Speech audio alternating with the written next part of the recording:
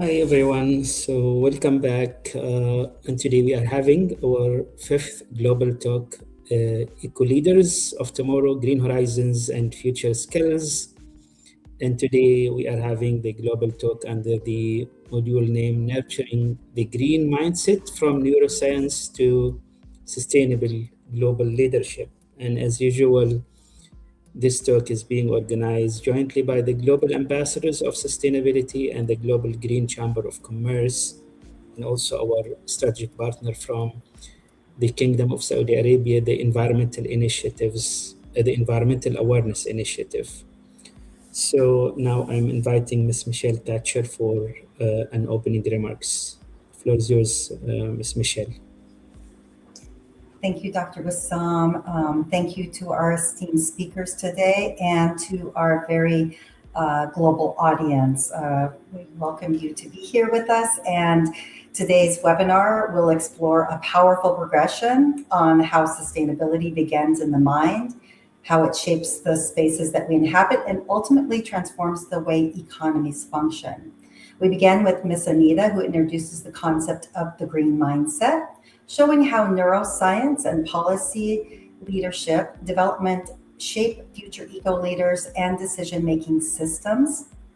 Next, Dr. Maria will take us to the built environment where sustainability meets neuroarchitecture, revealing how buildings designed for the nervous system can improve well-being, performance, and environmental outcomes. And finally, Mr. Emmanuel will explore the lens to the economic level and challenging traditional GDP-based thinking and introducing well-being economics as well as equitable and sustainable model for the future.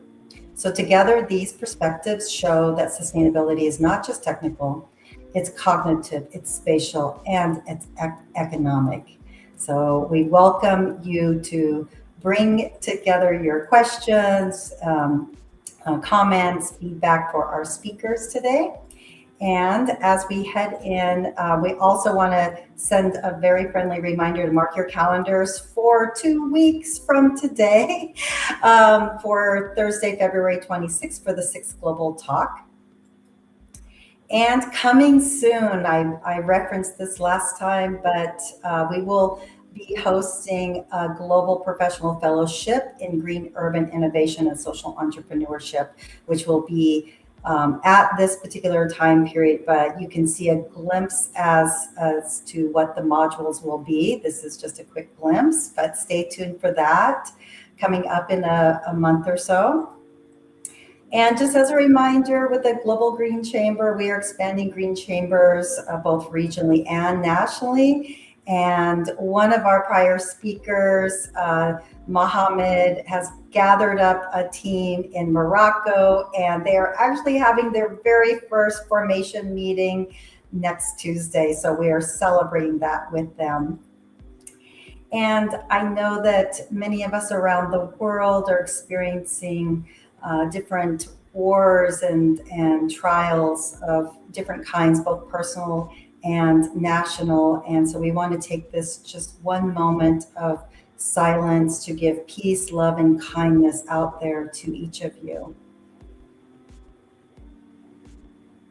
And we're going to extend that to our speakers today to give them strength as they give us such important information that we could then take back to our own professional lives and careers.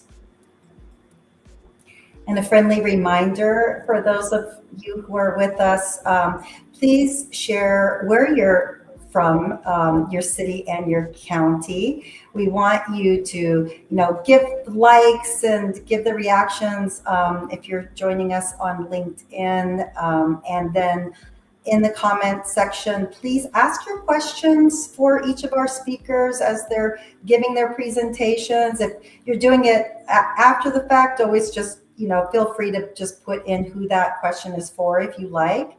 And just a reminder that this is a space for open, inclusive, and uplifting dialogue. So thank you so much for joining us today. And I'm going to pass it over to Dr. Wissam with the Global Ambassadors of Sustainability, who has brought us all together here today. So Dr. Wissam. Thank you so much, Michelle, for these remarks. And we start with our first guest speaker. And our speaker will be Miss Anita Singha. And Miss Anita, she is a school principal at the Global Indian International School in Dubai.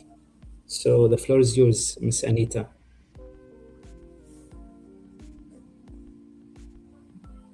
Thank you, Dr. Vesam, and thank you, Michelle. First and foremost, thank you for this opportunity to be here. I am a principal at school, but my heart, my passion lies with SDGs and sustainability. And I ensure that I try and work towards, encouraging and promoting awareness for SDGs even in school. We've integrated our curriculum, etc. So that's a little just a thing about me, because others people wonder what is the principal stand sitting here and doing and talking, amongst the speakers who are from the other background. But that's the passion that I share, and I've been associated with Global Ambassadors of Sustainability for quite a few years, and I have been part and parcel of it. Their webinars, their sessions whenever they've had, and I'm really thankful once again, Dr. Messam, for this opportunity. So let's begin now. When we say about nurturing a green mindset, we always talk about a growth mindset. But now, with the kind of world that we are living in, I think it is important and imperative that we have not only a growth mindset, but also focus on a green mindset and how our brain works and how we can condition it so that we start thinking and sustainability becomes a way of life. And that's what we're going to be talking about as we go through the presentation. Now, why is it that we're talking about eco-leadership? Because it is climate risk, we know, is a systemic risk. It is not about one place. It is an entire, it's a whole and a soul change that is at risk when we talk about a climate risk that is continuing at present, what the world is facing. We already know that we've reached a 1.5 degrees centigrade in the increase in the temperature. So the risk is no more just there at anybody else's backyard, but it is also there in front of our own doorsteps. Sustainability, it not only promotes environmental, ecological preservation, but also it drives economic resilience. It prepares the mindset of an eco-leader, prepares for any place, any country to have a resilience for the economic resilience, as we call it, and we term it. And the leadership decisions, they don't just impact today, they are intergenerational. A leader, an eco-leader or a leader will not be known in the future for what he extracted or what she extracted, but they will be known for what they protected. And that is why leadership decisions taken today have an intergenerational impact and how our future society will be impacted. So what is it that when we talk about a green mindset, we all know about growth mindset, that it is important, that we need to grow, we need to, have an open to learning, etc. But when we talk about a green mindset, it is about how we take decisions as leaders which are values driven, because it is only when you have the values, the ethics, the empathy to understand somebody else's problems, will you be able to take a decision of doing the right, and how you make a conscious effort of what you want to do so that your actions impact in a positive way. So when we are defining a green mindset, it is about how value driven our decisions are, how system oriented we are in decision making, because as I said, climate risk is not just a climate risk, it is a systemic risk. Then long term and intergenerational focus. So what are our actions today? What are the policies that we are talking about today? And how are they going to what is the impact that they are going to create on the generations that are to come? Are we to be remembered of the things that we did which did not impact them in a positive way? Or are we willing to take decisions, take a risk, and be standing for what will be a positive impact for the future generations?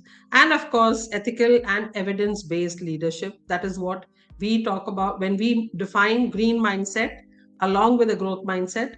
This is what we are looking for in the eco leaders, and these are the skills that leaders will need to have so that they can make a difference, that they are out there as leaders to make. Now, the reason behind we are having our talk today is about how brains function. Now, we all know about the prefrontal cortex, the limbic system, and the mirror neurons. This is a scientific terminology, but then these also have specific areas. So our brain needs to focus, think on the long-term goals, think of the impact that it is going to have in a positive way, and take it up as a collective responsibility, as a social responsibility of how they are going to, their decision that they take today, how it is going to affect the others. Now, we all understand that the biodiversity crisis is not a knowledge gap. It is somewhere down the line a leadership gap. We've seen what has happened in the previous, where people have pulled out, where the leaders have pulled out of certain green, what you call the treaties, and that impact is going to be humongous. So that is why it is important that our brains are wired such that we think using all the aspects of long-term planning, of the kind of empathy and motivation that we can provide to our subjects and to the others, and of course take it as a collective responsibility, that it is not only one man's responsibility but a collective responsibility which is going to affect the social system and the environment. Now, neuroplasticity now talks about how brains can be rewired. Earlier it was that, okay, a brain works in a certain function, certain way, and that is how it works. But no, now science proves that it can be rewired. And that is how can we rewire it? Through repeated practices. Anything, they say that it takes around 21 days for you to make anything into a habit. Generally, and more often like 23 days, but 21 days is the cutoff that generally they talk about, that you do something steadily. For example, you set up a goal even for taking up an exercise, but 21 days, if you are at it, definitely you will start working towards it with greater success. And that is what we need to do even with our sustainable practices. A sustainable practice is simply, maybe, for anybody, it can be of the policies that we are making, what are we including in those policies, and what are the actions that we are expecting others to take, which is reframed and the framework of the policy talks about. Nature exposure, that also enhances empathy for the nature, because today we are all mostly confined to rooms and our interaction with the nature has also reduced. But that is the reason why now more and more people want to go on for solo travels. They want to go on for taking, where they are able to connect with nature, because that gives you the foresight of what my actions today are going to be impacting in the future. And of course it also reduces the short-term biases. Now, what do we mean by short-term biases?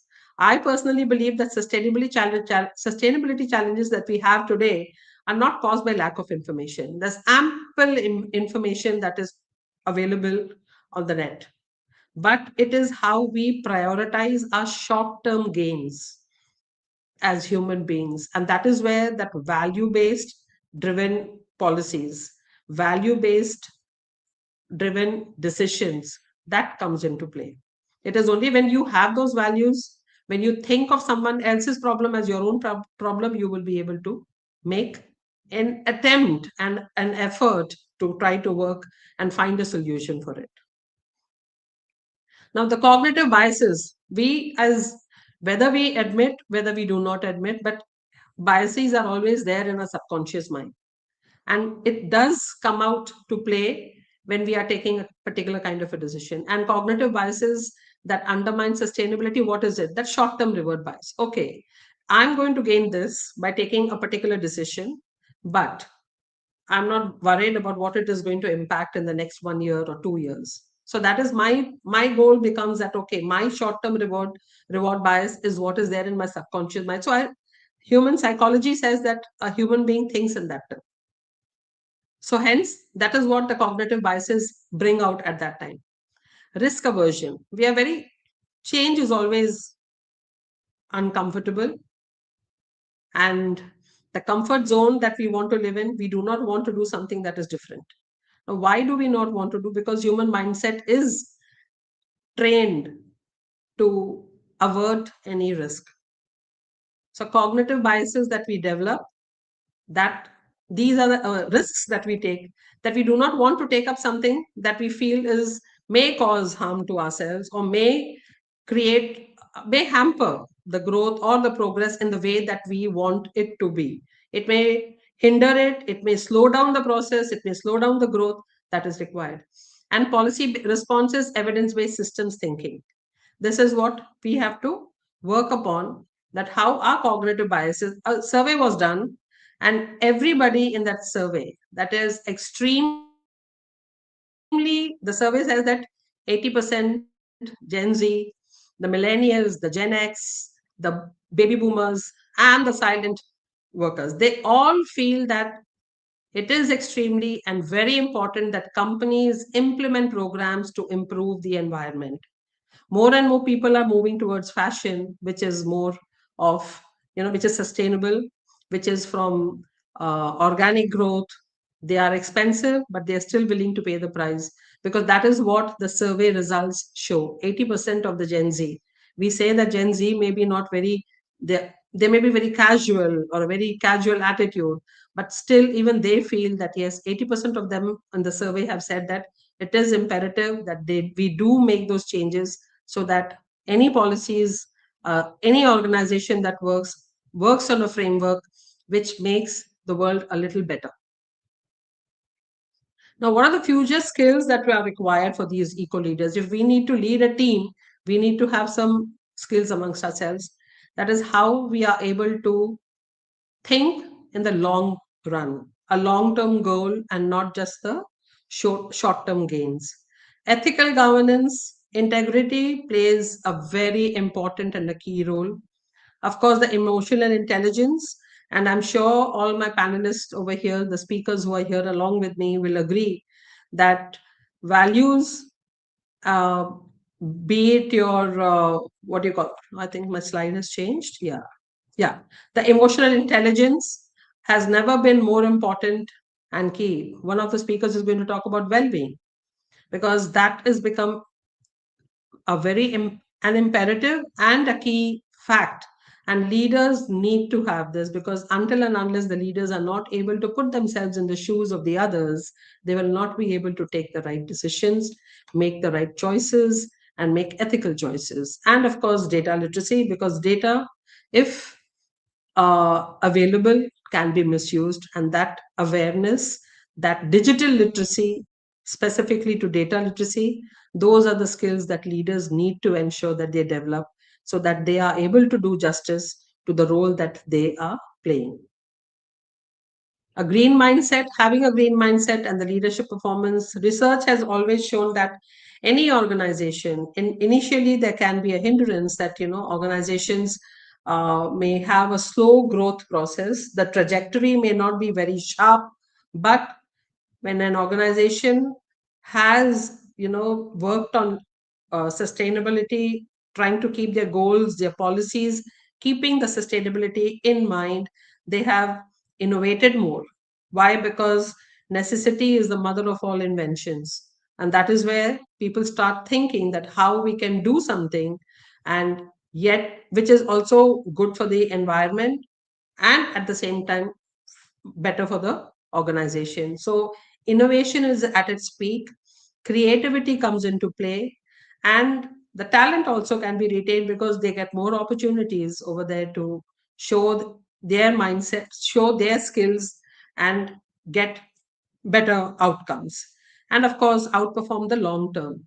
The long term goals are always better when the planning is done such that you keep sustainability in your mind, in your policies. The entire culture, the ethos of an organization is there. And that can only happen when the leadership at the top has the green mindset.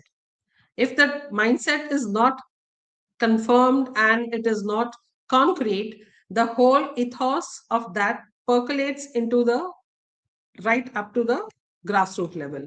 And hence it is important that the leaders of any organization, for that matter, has a mindset which keeps environment, keeps sustainability at the helm, if not at the helm, at least in the policy, so that their impact, their decisions, their organization does not have a negative impact on the sustainability.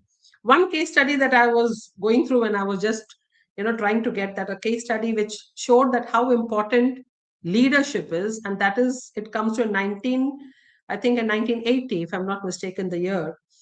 Costa Rica economy was failing, biodiversity was being lost, a lot happened.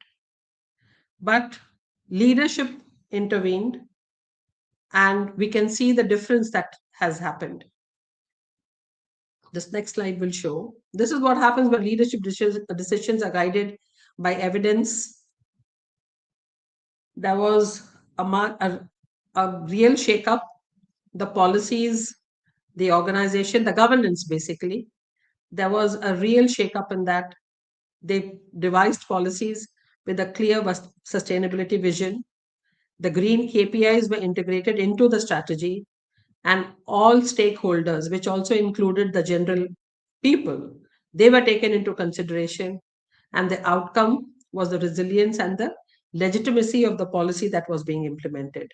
Now, with this, when the leadership worked with these things, we saw that this is the role of the policy in shaping, that Costa Rica made a massive stride over there.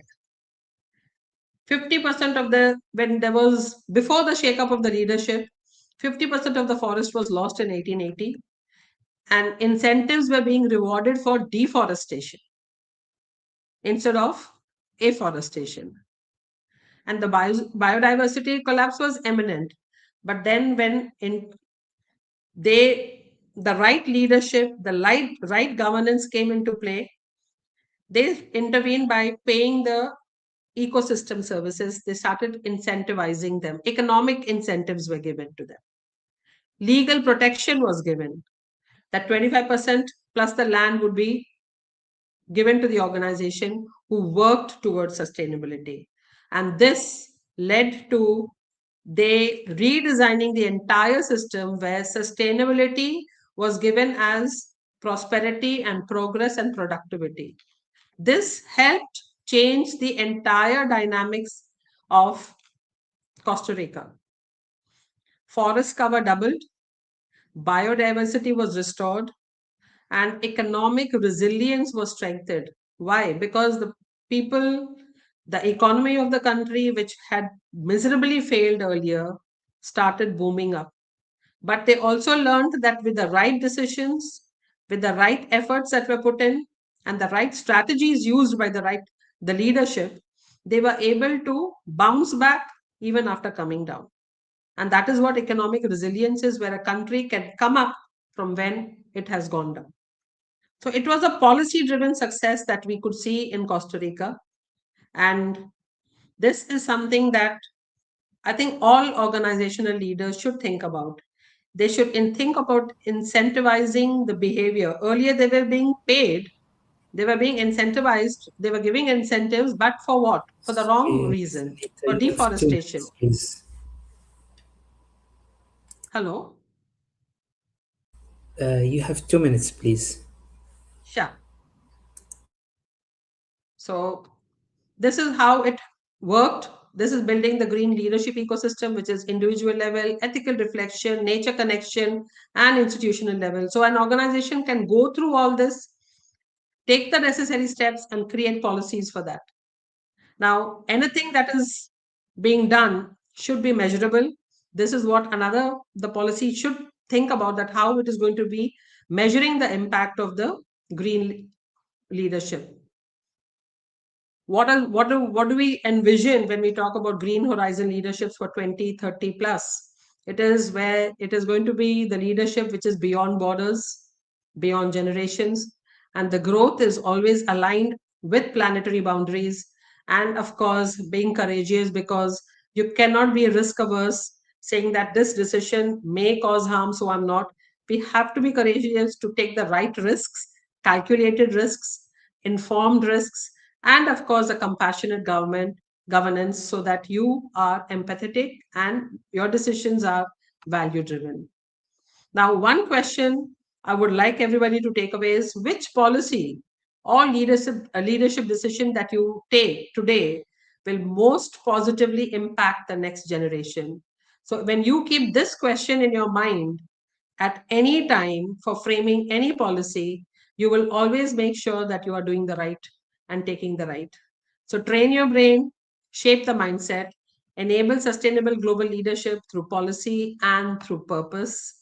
And the key takeaways are sustainability is a leadership decision, not a technical problem. Data informs action, mindset determines the outcomes. So data can give us the action that can be taken, but it is our mind that will determine the outcomes. The human brain can be trained for long-term thinking, green mindsets, and developed through policy culture and leadership modeling. Incentives shape behavior faster than awareness alone. What we reward determines what we protect. Biodiversity protection strengthens economic resilience and underpins stable economic health ecosystems and underpins stable economies and societies. So this is what it is going to be. And I do wish that any organization, any leader who's here today ensures that a little bit of all that we discussed today, if you include it into the policies, it changes the culture of an organization. And that is how we build societies which are more sustainable. And also, we have greener horizons for the generations to come. Thank you. Thank you so much, Ms. Anita, for this interesting sharing and fundamental one. So we move to the next speaker, Dr. Maria Al-Hilo. And Dr. Maria, she is the founder of the Academy of Neuroscience for Cities, Environment and Design from Lebanon. So the floor is yours, Dr. Maria. Thank you. Hello, everyone. So today I'm going to describe a little bit 15 years of research in neuroarchitecture, developing many sides of it along with other colleagues. So I'm going to talk to you today about its relation to sustainability. So why it's important to work on the side of neuroscience applied to architecture with sustainability. So we all know what sustainability is about. It's not only about trees, of course, and green and, these basics that maybe people think about. With more awareness now, we know that it's socially supportive, economically viable, and we all know about all the other strategies for water, for energy and carbon, etc. But also, there is a neuroarchitecture that must be implemented within this procedure, which applies neuroscience and environmental psychology to design, to translate evidence, to have evidence-based design to the physiology, to the brain, and to our cognitive performance and mental and physical well-being. So we have the collective cases, let's say, but we have also cases of PTSD, trauma, ADHD, dementia, chronic stress, and other invisible conditions that affect our daily life, our way of communicating with others, our ways of accepting the space, and our ways to be able to develop collectively and on an individual level our identity and our way of performance and belonging to the place. So without evidence-based design, really we are risking having our projects being changed, because if we apply sustainable results, if we apply any kind of work without understanding how people use it, or without understanding if they will accept it the way it is, people will start changing it. So we have a project, we say, okay, this is the lighting we want, this is the heaters we want, the thermal condition, the air condition, etc. And then people find that it doesn't match their anatomy unconsciously. They don't even think about it. They think, okay, it's bothering me. They start changing. And then we find that our project is not delivering the result that we aim to deliver at the first place when we calculated how it will affect our environment. So when people feel good in a space, they will automatically start working better, or if they don't feel okay, they will get tired. So the body is smart. Even though consciously, people will say, I feel fine, I feel okay. So I saw that in my research, in many of my research, actually. Consciously, they say, I am okay. So this is the qualitative part. At the quantitative level, we see in their brains that the amygdala is asking for help. It's screaming, it's alerted. The body is alerted. And then suddenly these people get sick. And we say, okay, this person was just fine. What happened suddenly? Why did they get sick?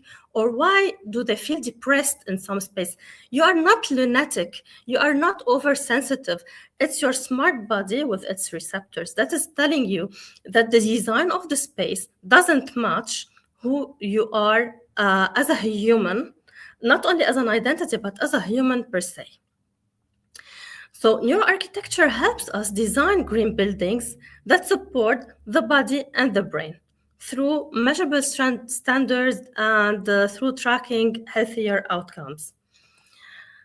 For example, what I will look at when I want to design, taking into consideration sustainability, I will see what measures I can take and what I can measure quantitatively through many tools. Now I will show you.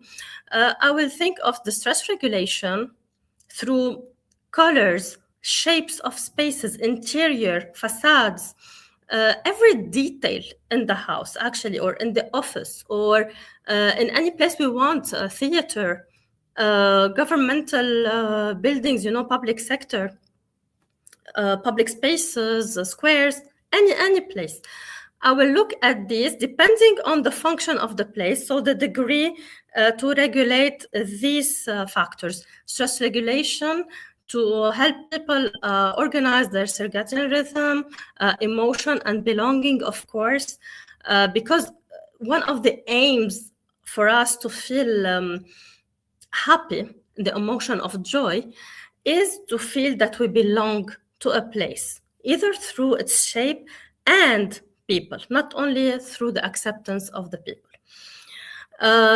So we also want to support people with special cases. So for example, if we have a school, we need to take into consideration people who are overactive, so ADHD, with neurodiversity, and we want to take into consideration people students who come from backgrounds or who are introverts or who lived certain types of trauma. So there is a specific design that must be done, sustainable, of course, but at the same time to have a certain frequency, so we call low frequency, that matches everyone, and then we have higher frequencies that we adapt to the students according to their cases. This is one example. Another example is of trauma, of post-war city, how we need to redesign the city in a way to make people feel that they are reconciling with the space they already recognize, and not to put them suddenly in a new space, to tell them we rebuilt your city in a very developed way, it's sustainable, but it doesn't match who they are, how they feel like toward their city. They are still mourning their city. They will not have time either to accept it nor to be productive in it. So the tools for evidence-based design, what do I do? So there is the brain imaging, of course. There is the eye tracking, as the example that I'm showing you here. So different types of eye tracking. I will look at what they look at in the first place, and then analyze the shapes and colors that make them look at this point before this one, before the other.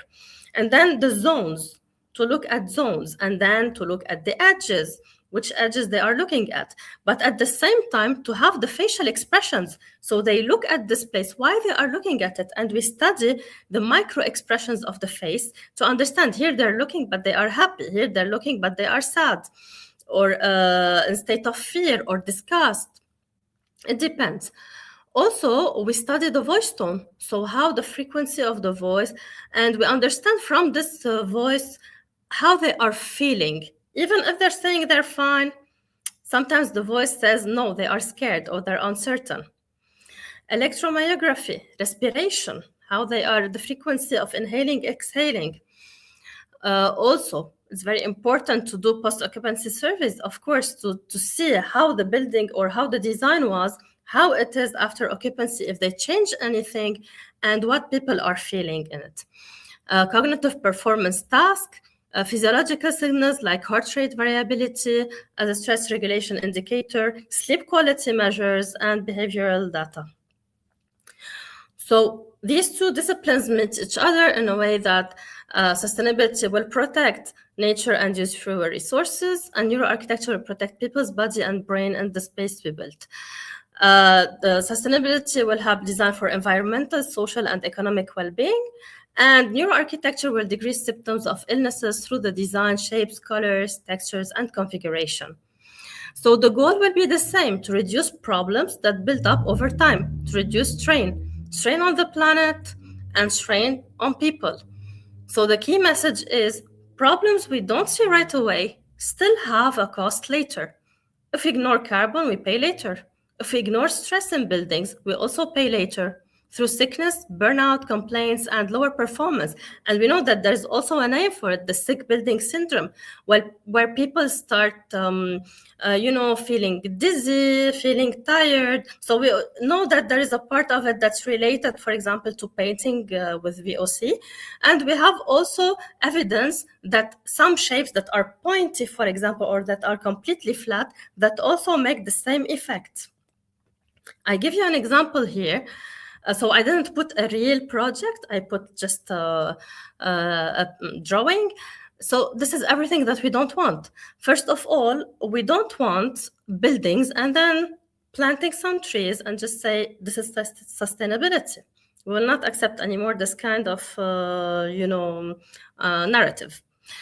But also we don't want flat facades and glass facades, because it turned out from a study we did in Boston, in London, we did a comparative study actually between Beirut and Boston as well. And it turned out both societies developed trauma from their cities, because in Boston, for example, the fast pace development that doesn't match the evolution of humans. Also, this fast-paced development is coupled with these straight facades, either in glass or in pure concrete. So we don't want this, because for the human brain, this is danger.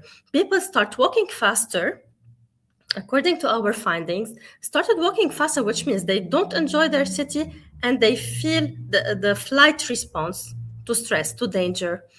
At the same time, it doesn't match our human brain process of what is safe. The safe for us is the natural fractals, so the fractals of nature. Of course, as humans, we will not reach the nature fractals with its numbers and proportions, but we must have some ornaments on the facade that let us a little bit slow our walking and look at it and admire it. So it helps us communicate with our buildings and feel that we are just like a real ecosystem. It's not like we made up some buildings that don't match the human and the ecology. So also as an example, if we want to design and take into consideration light, so we have the sustainability angle of looking at it. In neuroarchitecture, I will look at the light as a way to regulate PTSD, because the light lowers threat arousal via the amygdala calming and improves top-down control from prefrontal cortex, which helps us actually concentrate and to help us with our functioning and decision making. So we have the better sleep and alertness via the suprachiasmatic nucleus, melatonin, cortisol rhythm, with fewer errors and faster decision making. If I want to look at the indoor air quality, so also there is the sustainability angle of looking at it. So, for example, the particulate matters, to look at the carbon emission, etc. I will look at how it helps me regulate ADHD. So because it regulates the HPA axis activation and the cortisol, and it supports attention control networks, dorsal attention network, and the prefrontal cortex as well. So in terms of productivity, it will help people with ADHD have fewer headaches and brain fog. Also, it will help people like who don't have this condition in a very, because we all have like sometimes minimal condition and we have higher conditions. So even if we are normal, we have the tendency to feel bad when it's not really regulated. But in some people, it will show even more. And it will be for us an indicator that there's something wrong in this place, in this design. Thermal and acoustic comfort. Also, if we look at how we do, for example, the heating and cooling of personal spaces and of collective spaces, for me, I will look also on PTSD and ADHD regulation because the thermostress lowers the amygdala reactivity and reduces the LCNE hyperarousal. So it's also like a regulation of the nervous system. And it will improve the productivity of these people and it will help in fewer distractions. Nature, biophilia. So it supports, as I mentioned earlier, it supports the calm attention restoration. It helps us walk in the city, helps us calm down and help us, the energy that we will spend on understanding the danger that's around us to focus it on our social life, social communication, and on our performance. So, for example, also, if we want to encourage stairs, active transport, shared spaces, smaller footprints, in neuroarchitecture, it will help people with dementia. For example, in wayfinding, the use of the stairs for healthy legs, which means the healthy brain. If we have healthy legs, we will have a healthier brain. So, this is why we will make the stairs prominent and pleasant, create quiet refuge and social hubs, and reduce the decision friction and navigation. In conclusion, the neurosustainability connection is a design green tooth for the nervous system. It will help people with any condition, even like in normal, as a group or as an individual, depending on each case, get better and get regulated. I can give you like a short example. Someone came to me for the design of his house. He didn't know that he has PTSD. I understood from his conversation. I asked him about the design of his house. Before the war they had, and he described it to me, and I tried to regulate between modern design and the design they had in the house based on his preferences, and within 6 months his PTSD lowered dramatically and he became another person. So when we see results that are measured and measurable, especially through the brain, not only through speaking, we understand that this is viable. Thank you very much for listening. Yeah, thank you so much, Dr. Maria, for, again, this is an interesting presentation, interesting topic. And to me, when I have the discussion earlier with Dr. Maria, this is the first time for me to know about this connection between neuroscience and architecture. So this is, I think, a promising field of design and architecture. So now we move to the third speaker, Mr. Emmanuel Gutman Gates. And Mr. Emmanuel, he is the founder and sustainability consultant at Capital Green Works from Denmark. So the floor is yours, Mr. Emmanuel. Thank you so much. Well, so I wanted to start here with this topic, just kind of introducing what the ideas are, because I know this might be some new territory for a lot of people, especially going into too deep into economics. So just to define where we are, well-being economics is really just a reframing of what our traditional economic systems are, that really centers and considers the well-being of people as opposed to perpetual growth. And so to highlight these ideas, I wanted to use GDP as a measure of where our current system is and the incentives that we create as we are moving through this economic system that we have right now. So GDP really incentivizes some behavior, right? And it incentivizes growth. This is what it asks for from our economies and from our governments, from our societies, right? It really means that you need to keep growing and you need to grow fast, right? So slowing down in growth is seen as a crisis, right? And stopping growth is seen as collapse for an economy.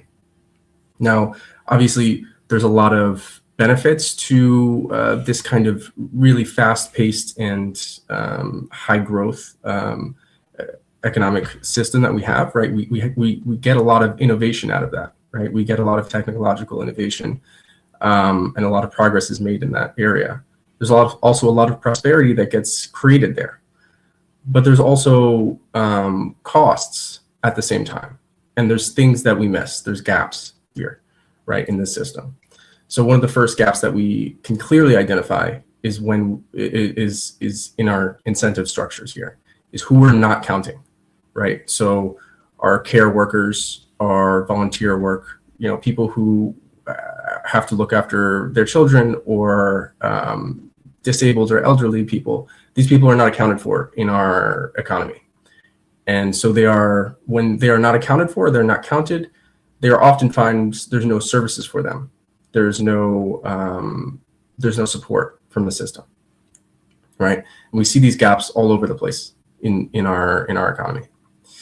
And some of the costs here are with this mindset of perpetual growth at all costs, right? We see that the system doesn't differentiate, right, where that growth comes from, how it's distributed, and how it affects the world around it, right? So we have countries or economies that can grow really quite fast, and we see high growth rates, but they can coexist with high poverty rates, right? So we don't differentiate how that growth gets distributed to people. And so here I want to highlight another cost of our current economic model, right? And I know we touched on this earlier with some examples of deforestation, but I want to just make it a little bit more real in terms of what those incentive structures are for the economy, right? So I'd like to talk a little bit about Brazil and the Amazon. So I'm sure we're all quite aware of the deforestation that has been taking place in the Amazon for quite a while now. And in this situation, the current economic system does not value the Amazon rainforest existing as a natural asset, right? So if you keep this rainforest as is, it is producing nothing in terms of economic output for the Brazilian economy.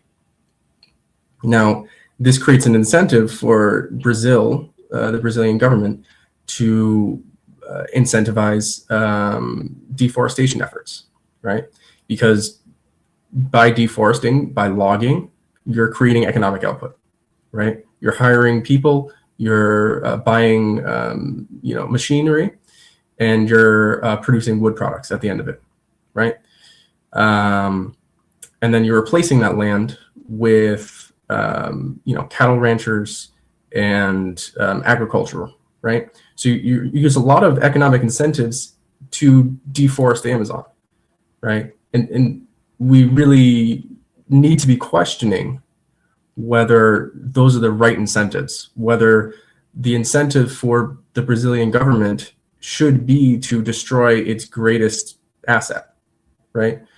And so this kind of gets to the central question of well-being economics, is where can we recenter the conversation? And another example here is of these kinds of defensive expenditures, where you see an oil spill, and you can take the example of Deepwater Horizon in the Gulf of Mexico about 10 years ago, where we saw a massive oil spill in the Gulf, and that in and of itself does not get punished by economic metrics, right? You're destroying a whole lot of ecosystem right there, and you're maybe having some secondary effects of that in terms of the fisheries and things like that. But directly, there's no economic negatives. You would actually see an economic positive because the money spent on cleaning up the oil spill, however many billions of dollars that costs, that would all be counted towards the GDP as a positive, right? So there's all of these kinds of oxymoronic behaviors that get incentivized, where we are incentivizing negative outcomes. Now, here I want to just highlight some of the additional costs that we're seeing over the medium and long term right now. So I want to start with the graph on the left. And here specifically, this graph is on consumer spending, and this specific graph is for the U.S. Now on the top, we see the orange line. That is the top 10% of income earners, and on the blue line is the bottom 90% of income earners. And we can clearly see what we call a K-shaped curve, where there's a clear diversion in the trends of consumer spending, where the top 10% of earners are spending more buying luxury goods, expensive vacations, things like this, and the bottom 90% of people are significantly cutting back on their spending, right?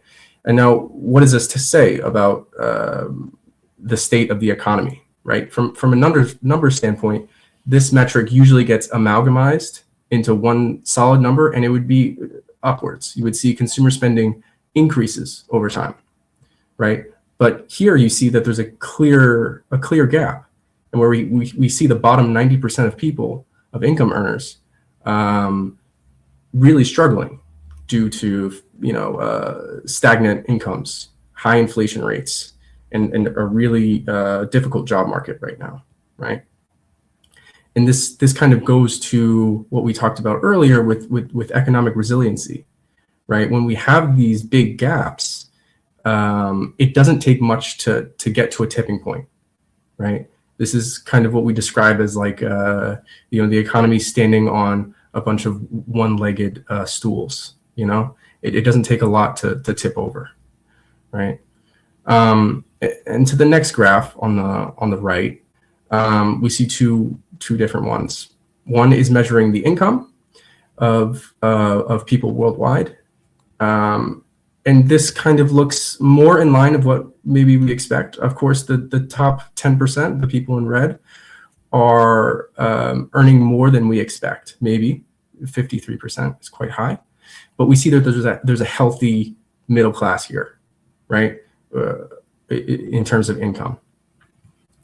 Now, when we move to wealth, right, the graph on the furthest to the right, we see there's huge changes. We see that 73% of the wealth is held by the top 10% of the people, right? And we see our middle class shrink drastically. And we see the bottom 50% of people almost don't feature on this graph, right? And here I want to highlight the differences between wealth and income and what that really means. Income changes quite often, right? It changes with the state of the economy, the state of the labor market, and it's malleable, right? Wealth is built up over generations, and it is very difficult to change wealth, right?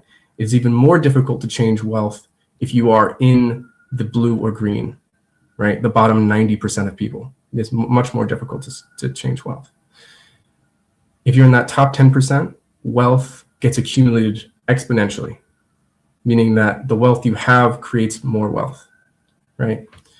And so we see here that even though we have seemingly a healthy middle class in terms of income, that is being chipped away year after year in terms of wealth, where the biggest driver of middle income wealth is housing, right? You own a home, that's the majority of your wealth, and that gets passed down.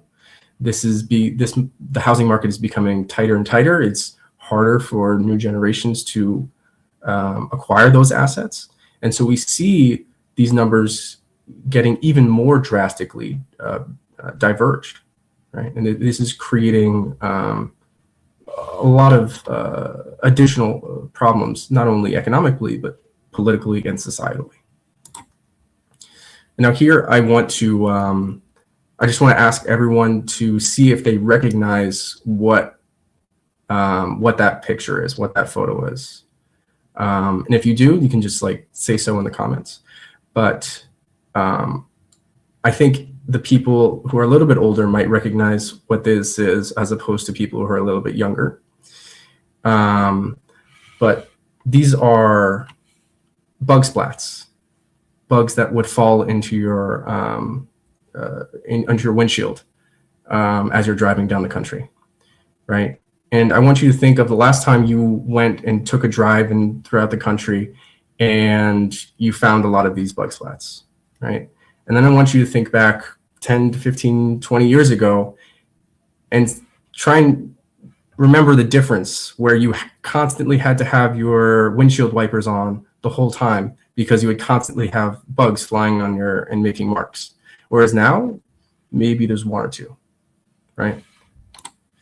And this is illustrative of the point of biodiversity loss, right?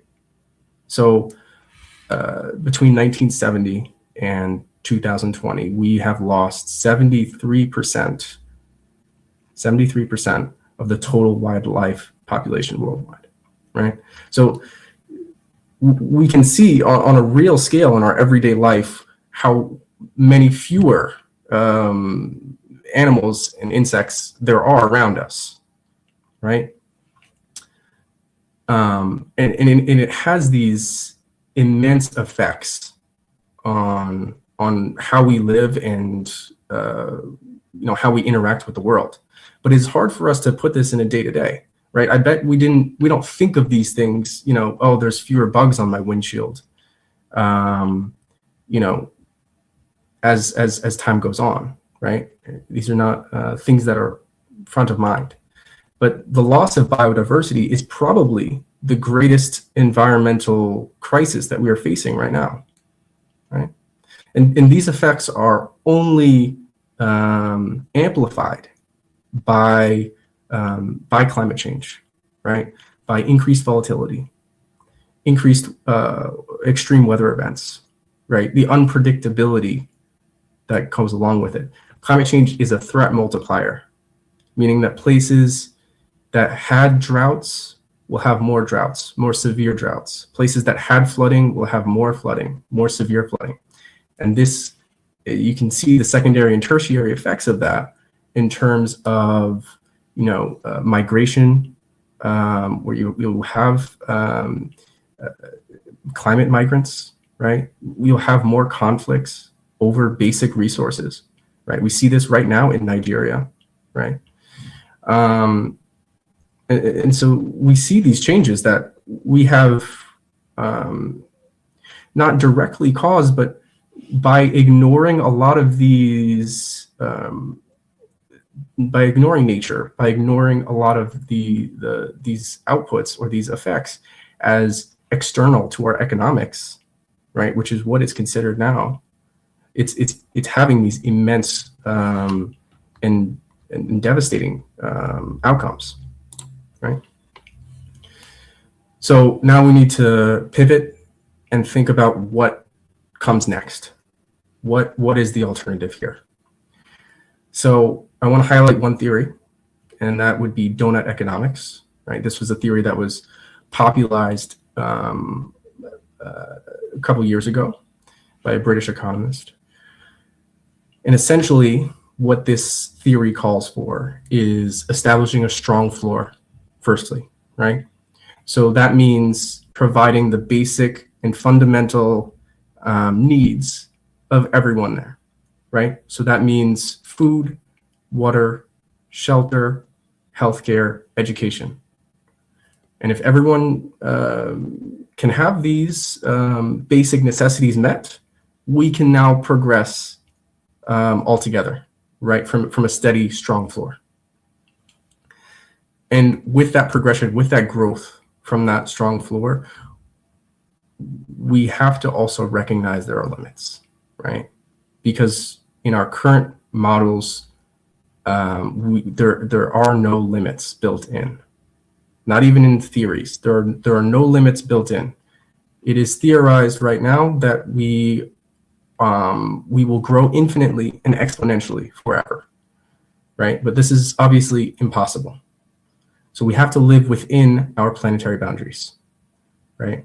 We need to move away from a linear model of consumption, right? A model where we extract, use, and discard, employ more circular economy efforts, right? This also calls for a more equitable distribution of resources. Now, I just want to be clear, it is not calling for redistribution and is not calling for any sort of planned economy, right? It is calling for a system that is better designed from the beginning to incentivize equitable distribution for everyone instead of incentivizing privatization, which funnels most resources to the top. And now one of the key tenets here is the inclusion of nature into our economic system, right? So firstly, valuing natural capital, valuing ecosystem services that we've talked about previously, I think. Now, when I say valuing, I want to be clear that does not necessarily mean pricing, because by pricing something, we can often get into a trap of speculative speculation, and it can be quite destructive, right? If we can price it, then we can tax it and we can destroy it. So we need to value it, not necessarily price it, right? But valuing natural capital, valuing nature, right? By integrating these ideas into our traditional model, a place like the Amazon, for example, would have its own value just being there, right? And that value can be shown through ecosystem services, right? It is the clean air it provides, the water filtration, the stormwater management, the resilience of the ecosystem, right? And it's also it creates the weather for most of the Americas, the Amazon rainforest, right?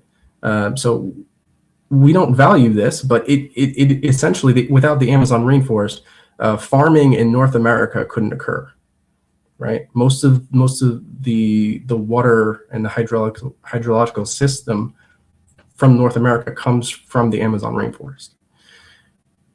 And I'll end here, but I wanted to bring up one last point, and that is the probably the most plausible way to move away from GDP and move towards something else, and that is the Genuine Progress Indicator, GPI.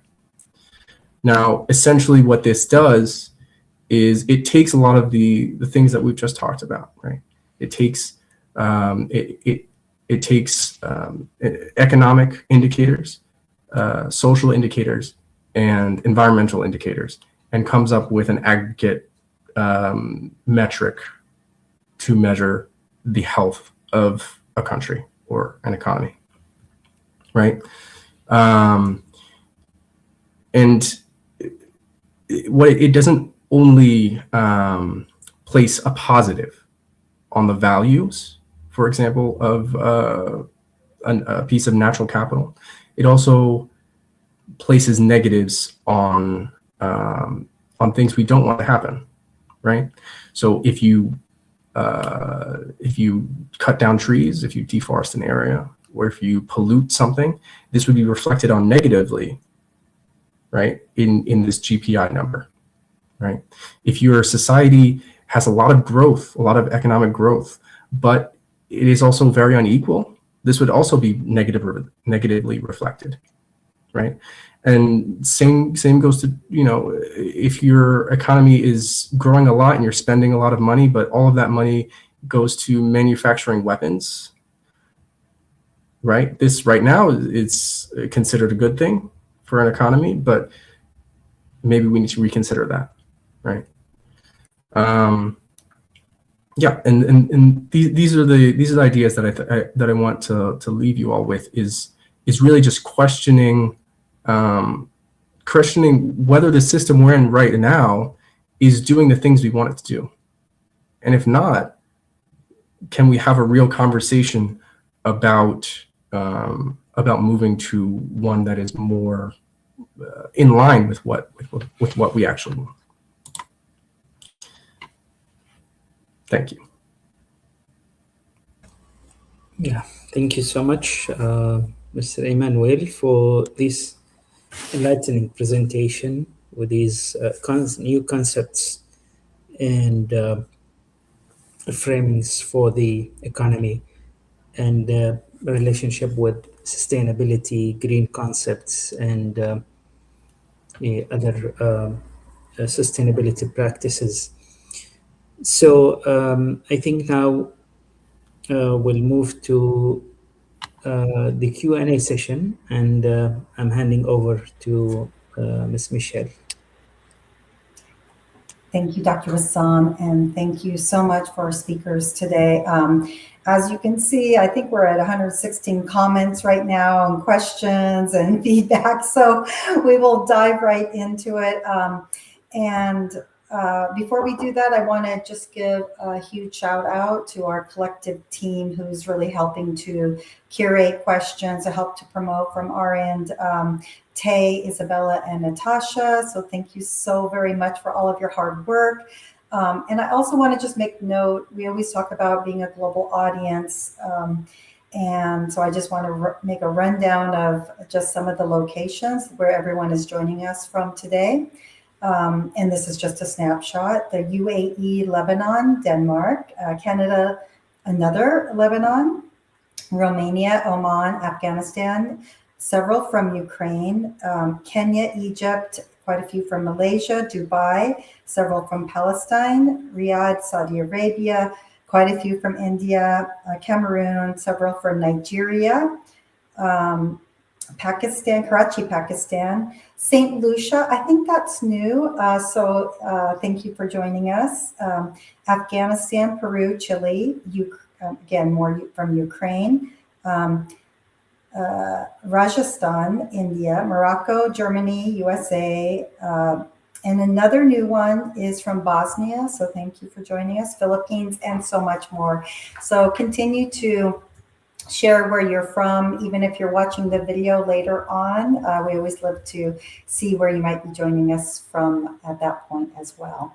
And we will jump right into the questions. I'll start just with Miss Anita, and I just want to say thank you so very much for just reminding us that sustainability leadership is driven by values-based, systems-oriented, and long-term thinking. And I really appreciate that neuroscience shows that eco mindsets can be developed through intentional leadership training and policy frameworks. So I know we have a lot of questions to dive into. We'll just get started. Our first one will be from Hanisa Camila, and she asks, how can the fact that someone will remember something if it's mentioned to them more than 7 times provide benefits from the standpoint of sustainability?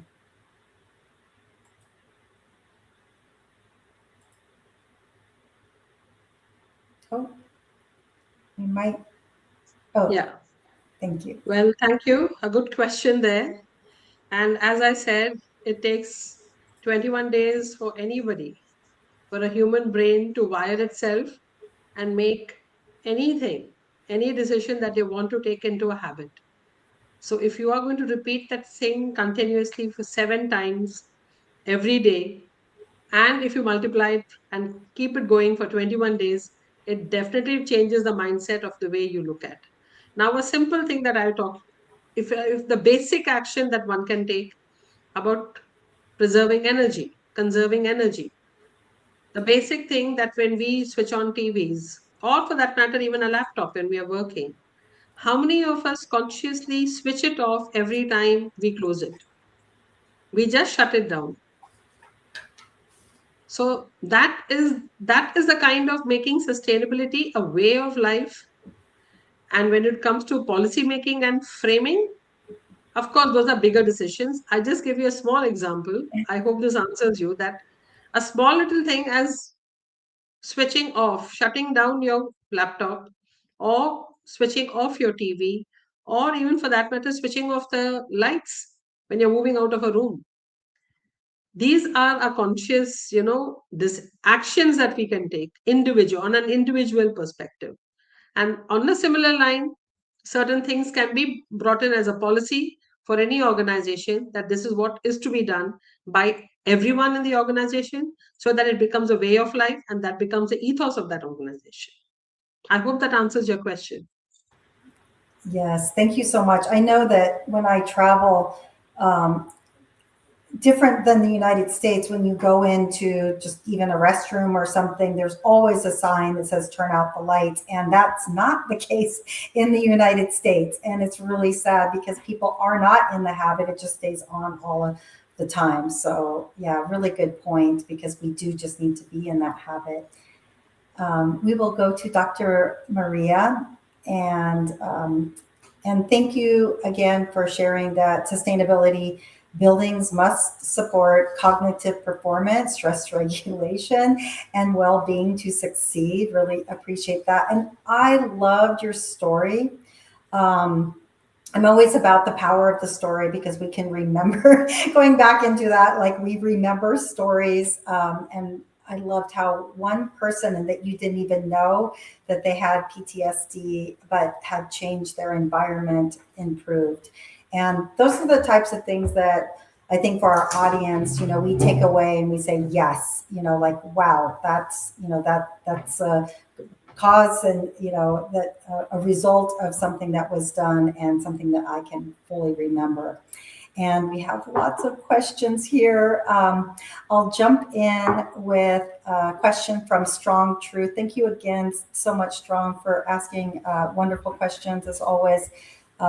He asks, how can leaders regulate stress and uncertainty while driving long-term sustainability goals? Okay, so thank you. Where's the question specifically? I want to see it. Sorry, I'll just read it. I don't. Because I couldn't hear you very well. Okay. How can leaders regulate stress and uncertainty while driving long-term sustainability goals? So there are, first of all, there are many beautiful stories that I keep. all my clients, everyone has a story actually. And when you show your clients and the population a story behind their design, the design of their cities, of their houses, of their private spaces, they will understand and they will love their place even more. They will like the city they're in more, they will like their place more. So we have also cases of depression where we lowered the intake of, or we lowered the severity of their cases, etc. So the question is actually a little bit broad. So we're talking about leaders. You mean decision makers, for example? How decision makers can lower stress. So we need to start, first of all, we need to understand that we have to make visions for our cities, and this is a part of the vision. It's a long study. So for each city, we need to study what's missing in it. And to understand what's missing in it for our well-being, we need to see the diseases it has. So if it has a lot of PTSD cases, we will understand that the city has changed dramatically in a way that is faster than how the brain processes changes and evolution. If it has a lot of dementia, it means as well that we are changing the style of the city in a way that is unrecognizable for people as they age. So there are different, diseases that are key for us to understand what's happening in a city and what we need to reduce the stress in it. Also, we have targeted studies, for example, to make a walk in a city and to understand how people are reacting with biometric bracelets, for example. And we understand the level of stress that's happening. We have also online ways to measure it now. We can measure through eye tracking by showing people pictures and have, the software on, and it will tell us where they're looking at and what they prefer and what they do not prefer. So also, we need to understand that, okay, as humans, we have many similarities, but in terms of a certain society, they will have some minor changes of preferences, which developed with them with time.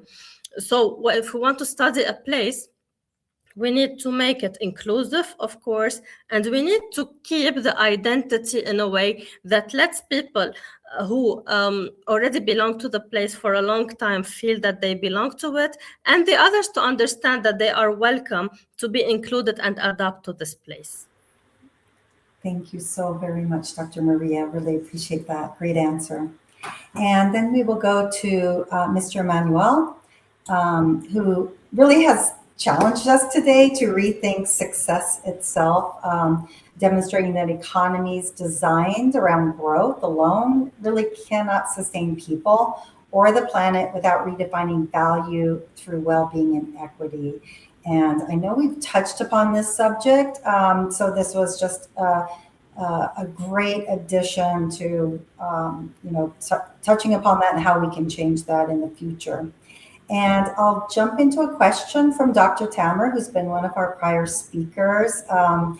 And Dr. Tamer asks, from a policy perspective, how can we accelerate the shift towards adjusted GDP or green accounting metrics? We need to stop treating correction costs as economic gains in our national ledgers. Yeah, absolutely right. We do need to have that transition. In terms of policy, it really depends on what level we're talking about here. There's a lot of small things that you can do at local and regional levels of government. Whether that is changing incentive structures through taxing. This is one pretty valuable and important step to do, especially on those small scales. On a national and international level, it does ask for more, right? It asks for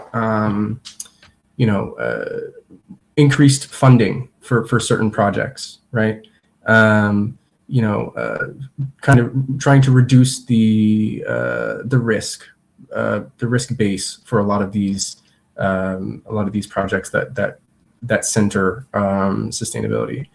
But more broadly, it is about changing the geopolitical direction, right? So we've created this system, and not to go back too much, but like the Bretton Woods international system, right? With the World Bank, the IMF, the UN. These are all geared toward, or not geared towards, but have a central tenet of neoliberal economic theory, right?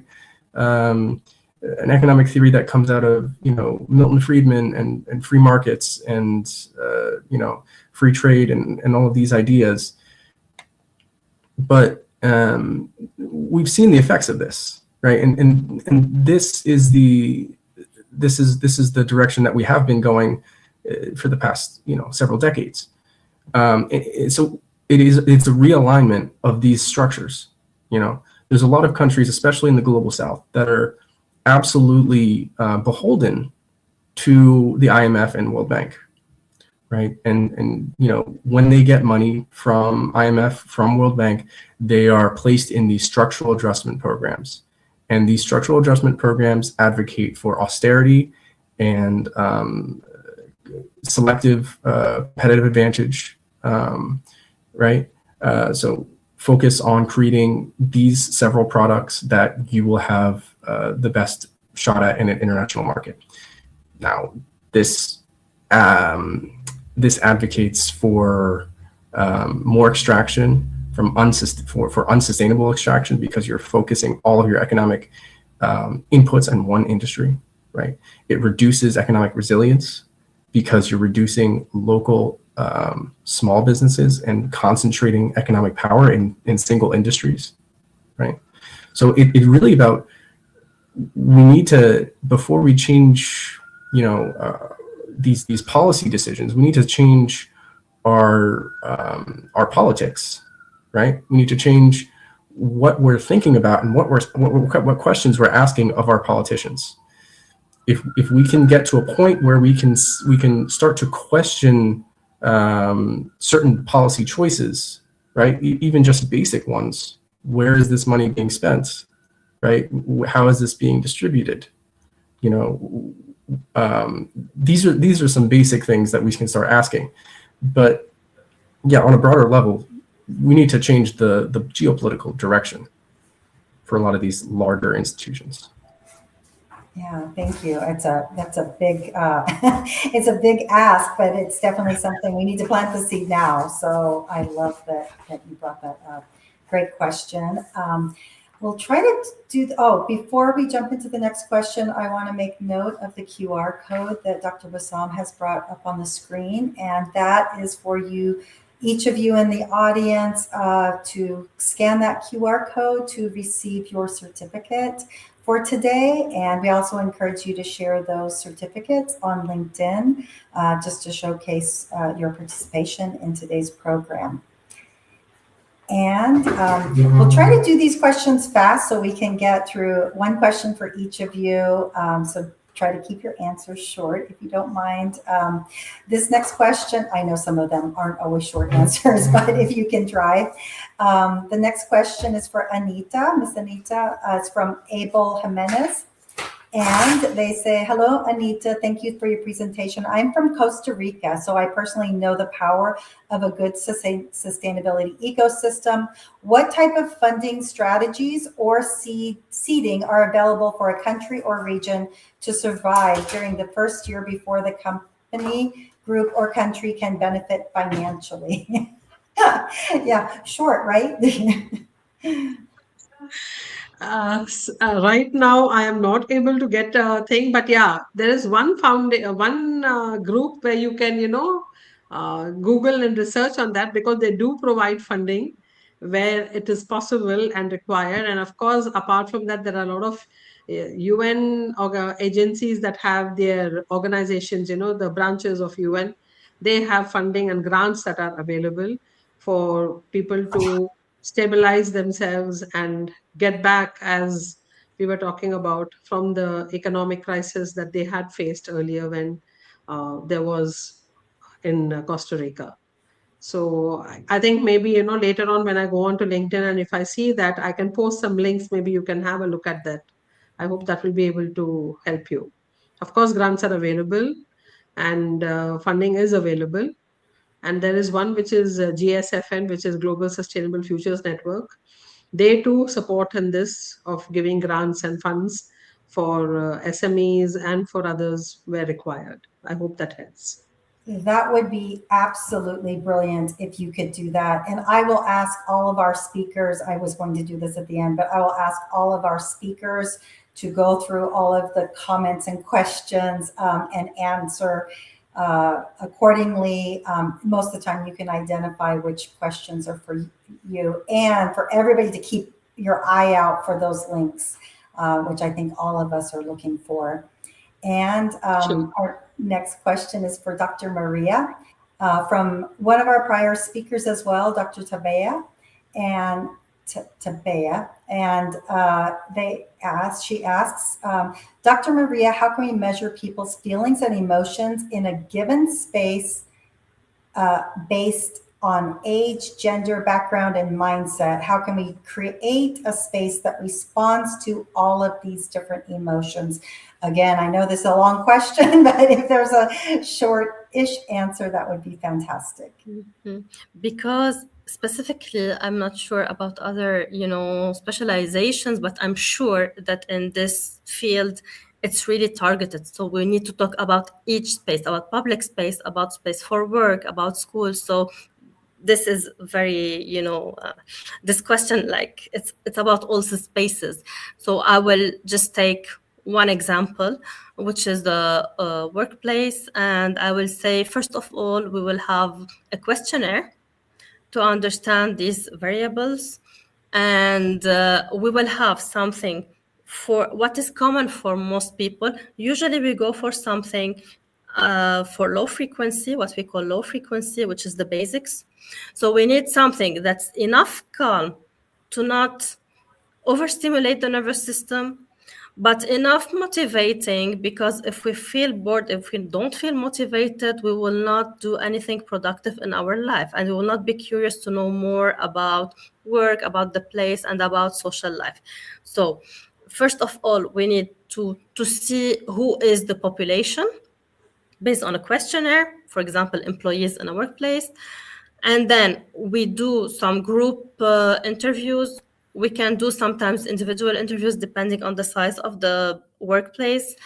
And we can accordingly do the design. Now, there are, as I said, there are some things that are basics. Like we know, for example, this color, this shape, these things help a lot. And then we see also maybe in a certain place, it turns out that there's a big group of people with ADHD. So for these people, we will have a certain design. There are some basics for ADHD, and there are also some specific things to add. For example, we need to have daylight. Of course, we cannot have the same light all the day, or else our brain is a torture to our brain. So we need to have some light that changes the same way we are used to have, for example. So this is long story short. Yeah, thank you so much, Dr. Maria. And Mr. Emmanuel, I think this is a quick one. Are there any countries today that take the GPI as an alternative indicator? Currently, New Zealand has adopted some GPI metrics. They haven't replaced GDP, but they use it as like an additional metric. It's not fully implemented. It doesn't cover everything. There's a lot of things that they are struggling to kind of aggregate into that one metric, but it is started to be used somewhere. Yes, industry. Wonderful. And I have to give Raj Gawali credit for that question. So thank you, Raj. And thank you for the answer. It was a question that was coming up in my mind as well. And I just want to say thank you so very much to our speakers today. And thank you for all of our participants who are joining us live on LinkedIn. And please also look for some answers. Keep an eye out on your comments, and feel free to send a thank you to our speakers as well. And thank you so much. I'm going to pass it back over to Dr. Bassam. Yeah, thank you so much, Michelle and the team, for moderating this session. And again, thanks to the speakers for their interesting sharings and discussions, and also for the audience for the questions, the engagements, and the interactions. And as Michelle mentioned, so we'll see you back in 2 weeks' time. And definitely we are having, we'll be having several guest speakers. And I think maybe like lately we realize the diversity of the topics, the diversity of the speakers' backgrounds. So I think the discussion is getting more interesting. So we'll see you again in 2 weeks' time, and have a good time, everyone. Thank you. Bye-bye.